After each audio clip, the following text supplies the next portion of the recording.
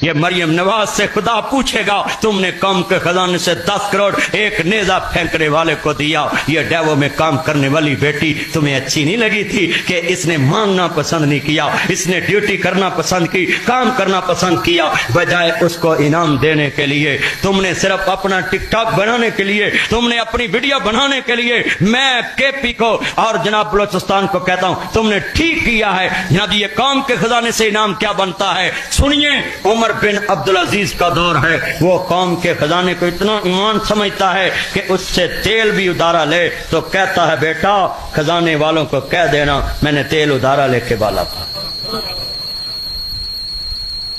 اگر تم کو اتنی خوشی اپنے خزانوں سے دو، تم فقیر ہو، اپنے اکاؤنٹ سے دو۔ قرضے کے پیسے تم نے دیے، پاکستان قرضئی، پنجاب قرضئی، کے پی قرضئی، بلوچستان قرضئی، پورا پاکستان قرضوں میں ڈوبا۔ قرضے کے پیسے لے کر قرضے سے تم نے انعامات دیے۔ یہ کس سے پوچھا، کس سے مشورہ کیا، یہ کس کا پیسہ تھا بتاؤ؟